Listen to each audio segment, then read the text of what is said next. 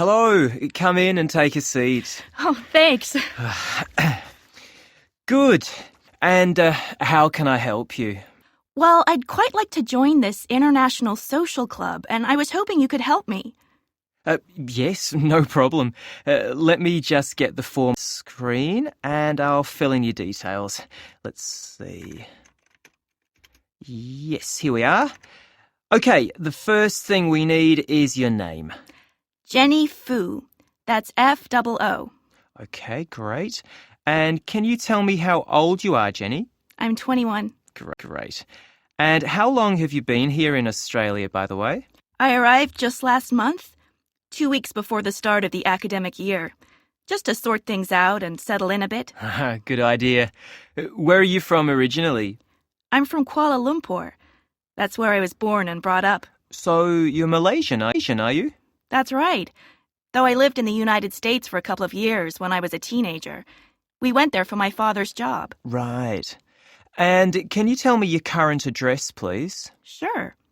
Just at the moment, I'm lodging with a family at 13 Anglesey Road in Bondi. Okay, let me just type that in. 30. How do you spell Anglesey, by the way? It's spelled Anglesea. Thanks. That's quite a long way from the city centre, isn't it? Is it a problem getting into the city centre? Not really, because the buses are good and it's a nice, quiet area to live in. That's true. So I guess you must have a cell phone number you can give me so we can keep you informed of events and so on. Yes. Let me just have a look. It's a new one, so I haven't learned the number yet.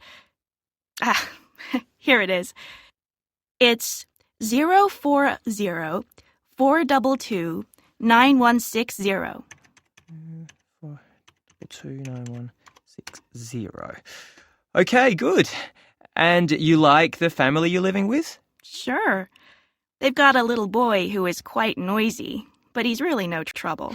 Fine. Now, let's see, what's next? Yep. Can you tell me what you do?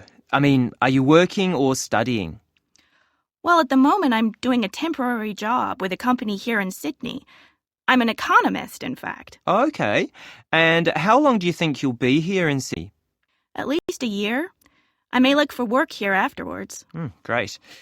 Now, you want to join the International Social Club, and it will be good to know a bit about your free time interests as well. What do you like doing? Well, I'm quite musical, and I really enjoy singing. Back sang with a band, just, for fun. But for me, what I like best is dancing. The modern sort, I really love it.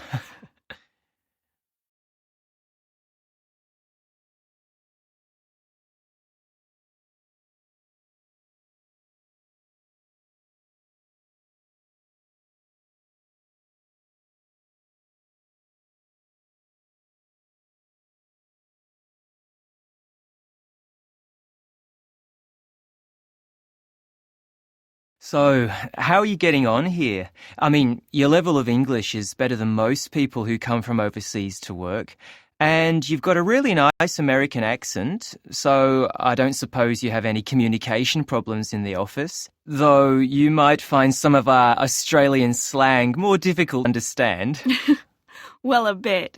But I haven't met that many Australians yet, outside of work, I mean. Right. But could you tell me a bit about the International Club now I've joined? Sure. We've got, currently about 50 members, but people join all the time, so I should think that figure will go up. Last year, we had 30 members, and the year before, just 18, so we're growing and getting better known. I reckon that at this rate, next year we'll have about 80. And does the club hold regular meetings? Yes, every second Thursday evening, in fact, so a couple of times a month. Though, of course, when you start making friends, you'll be getting together with them more often than that, I guess. The next meeting will be next Thursday, if I'm not mistaken. Yes, that's right. And what happens when the club meets? I mean, what sort of things are organized? The usual thing is for one of the members to give a little presentation about where they're from, their customs, and so on. But from time to time, they do other things, outings to places around Sydney, or meeting up to eat together in a restaurant, or go to a concert together, or something like that. Okay, that sounds fun. And the members aren't just people from other countries, non-Australians, are they? No, not at all. The main point of the club is to give people like you the chance to mix in more with people from this country, people of all ages. You'll find us very friendly. I think the contact has a positive effect on visitors to this country. And in fact, it affects us locals positively as well. You know, it's a sort of intercultural experience for everybody. And of course, you should get the chance to do all sorts of activities with other members of the club if you want to. It's not just for talking. And hopefully you'll make friends with people who have similar interests. It sounds great. I'm really looking forward to the first meeting.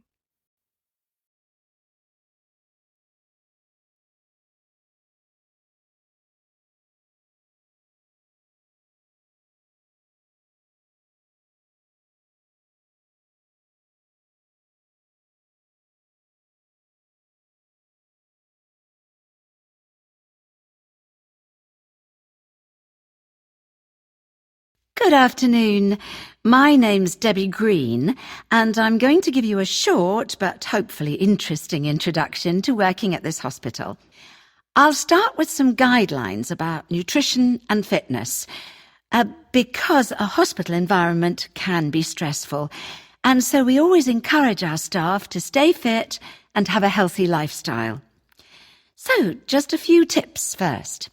As you know, the key to good health is eating what we call a balanced diet. Many people don't do this, however. For one thing, they don't eat enough fruit and vegetables or home-prepared food. When you feel hungry, it's often too easy to grab something quick because you're tired or busy. Cooking a healthy meal takes longer, and this is often why people live on sandwiches and fast food instead. Please don't fall into this unhealthy trap. Of course, you have to do a little exercise and keep fit as well. I know you'll have a lot of work and may not have time to join a gym, but consider how often you take the lift rather than the stairs, or how often you drive rather than walk. Health-wise, it may just be a question of doing things differently rather than starting a very active sport. In fact, being generally active is much healthier than doing lots of exercise just occasionally. As you know, this can be as risky for your heart as being inactive. As long as you do at least an hour's exercise a day, and some of you will do more than that at work, you'll find that you don't lie awake at night worrying about the next day. And that's the main advantage of exercise. Remember, this is a hospital, and you are supposed to be the healthiest people here.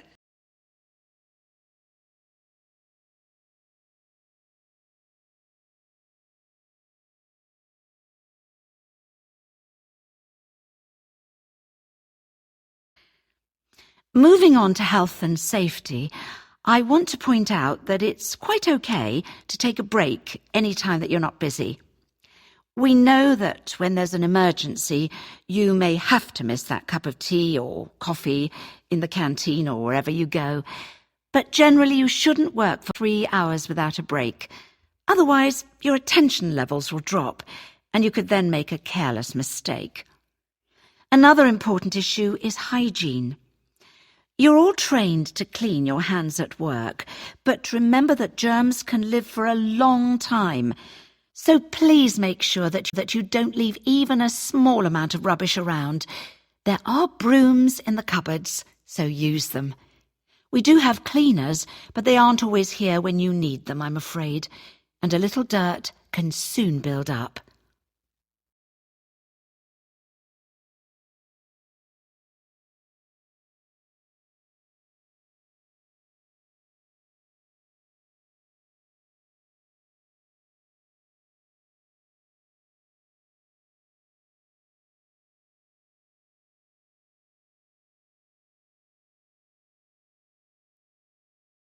Now, as you're all new, I'm just going to show you a map of the hospital and point out a few key places. Let's start with the recreation centre. At the moment, we're in the main building, that's here, and if you go out of the main entrance and just along the main road to the east, you'll find the staff recreation centre. It's this T-shaped building, and there's a range of things that you can do here to help you relax. If you get ill, we do have a health centre for all registered employees, and this is directly behind the main hospital building. So if you go out of the back exit, it's just in front of you, and there's a small pharmacy next to it. I'm based here, and I have a few leaflets on things if you want to come and see me. Many of you will be doing shift work, so you might like to go to the 24-hour swimming pool and sauna. They're very close by, and it doesn't cost much money to get in. If you walk out of the front of the main building, there's a road straight ahead of you. Go down that and turn left into Tye Road. You'll see the pool entrance at the end of the road, just beyond the line of trees. We've talked about eating healthily, and there's a very useful store nearby that sells a large range of organic products and health food supplements. This is also in front of the main building, but this time you need to go beyond the turning for Tye Road, and you'll see it on the right-hand corner directly opposite another building. Finally, if you want a healthy meal and you have very little time to get it, of course, there's always the canteen inside the main building, but I would recommend a place called Jenny's Restaurant. Leave the front of the main building and head for the roundabout. When you're there, take the second turning on the left. It's just along that road before the trees. You can get a number of excellent dishes here at a reasonable price. Well, I think that's all that's really useful.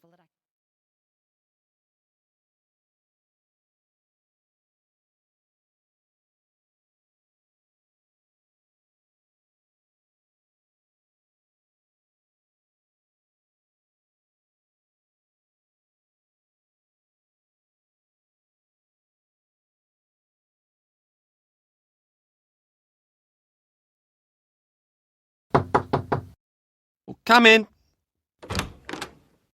Hi. Oh, hi, Amanda. You've come to discuss your midterm assignment, haven't you?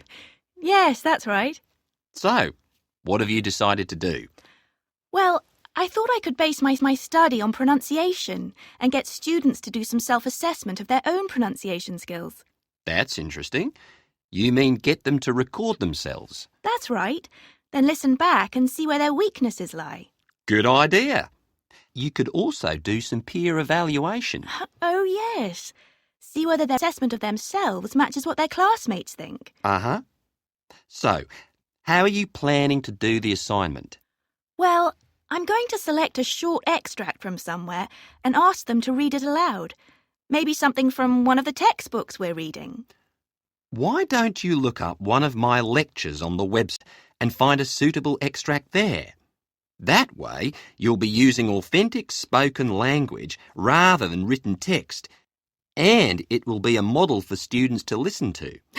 Oh, yes, that's a much better idea. I'll still have to write it out, though, won't I? Yes. I don't think you can expect them to remember it. Even a sentence is hard to recall. No, and it isn't a memory test. So, when I choose the extract, what features do I need to think about? First I'd say pick something that's about a paragraph long, makes sense out of the context of the lecture. Right. A clear, well-structured passage. Yes, because to read something well, you've got to be able to understand it, haven't you? Yes. That might mean taking a while to make the selection. I guess it shouldn't consist entirely of short words. No, that's an obvious one. You need to think about what features of pronunciation you're going to focus on. Then make sure that your extract has examples of these. So, some multi-syllable words. Things like probably and approximately. Yes, some challenges. And then there's sentence length. I should include some complex sentences so that the students have to show they know where to pause. Exactly. I wouldn't worry about how many sentences there are, but what you do need are some obvious main points. So that they can stress things. Yes, particular words or phrases should stand out as significant. You know, we've already covered this in our classes over the weeks.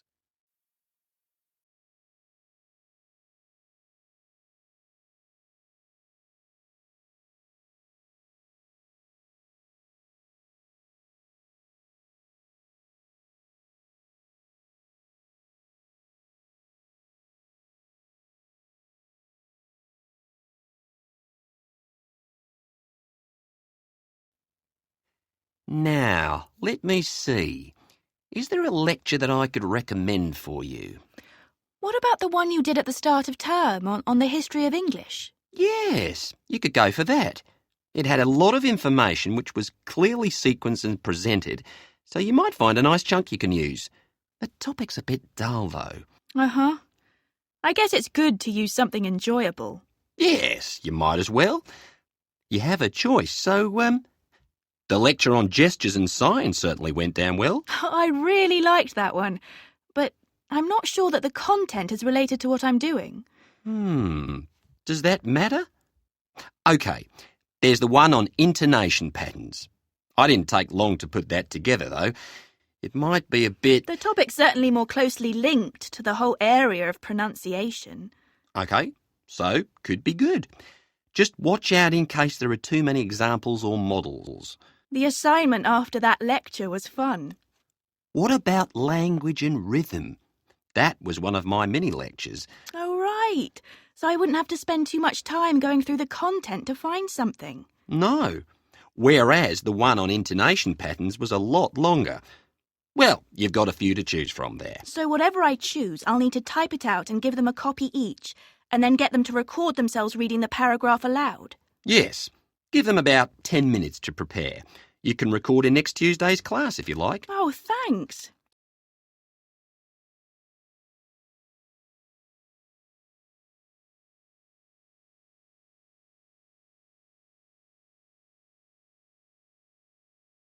We have the equipment.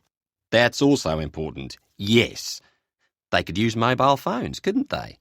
Though the sound quality may not be good on all of them. Technology can be unreliable at times, but okay. Well, we can also bring in some of the department's digital recorders. You just need to book those in advance. Okay, thanks. Well, good luck and let me know if you need any more help. It'll certainly be interesting to look at your findings afterwards. Thanks, Dr. White.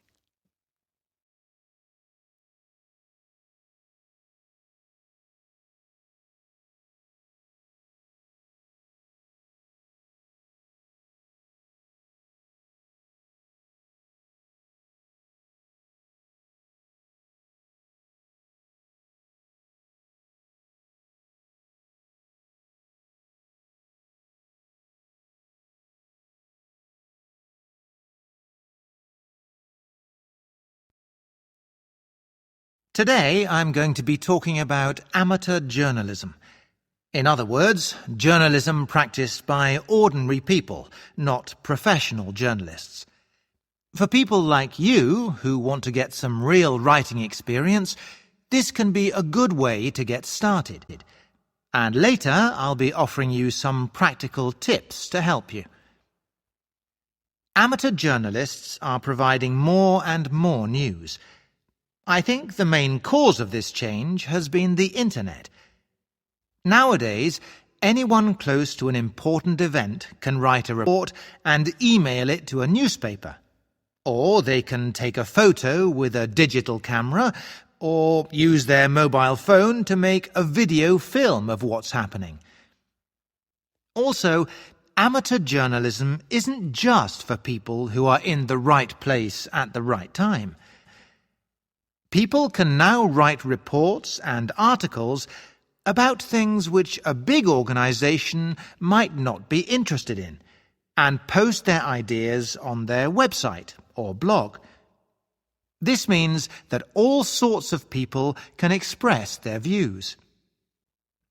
Also, in the past, if you wanted to make your opinions known, one of the few ways of doing this was to send a letter to a newspaper. But normally, newspapers only print a few of the thousands of letters they receive each day.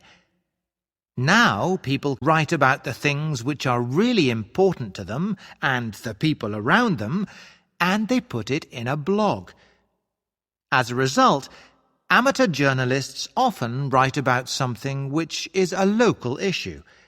And by local issue, I mean something happening in the school in their area or the traffic in their town, but not something necessarily of national or international interest. Amateur journalism is a growing phenomenon. There are now major online newspapers.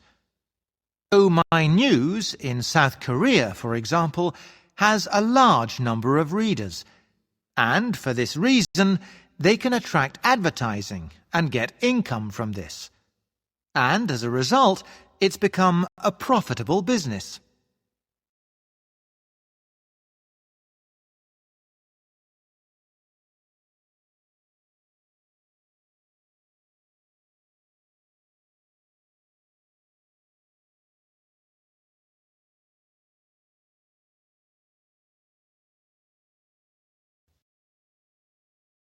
But how can you get involved?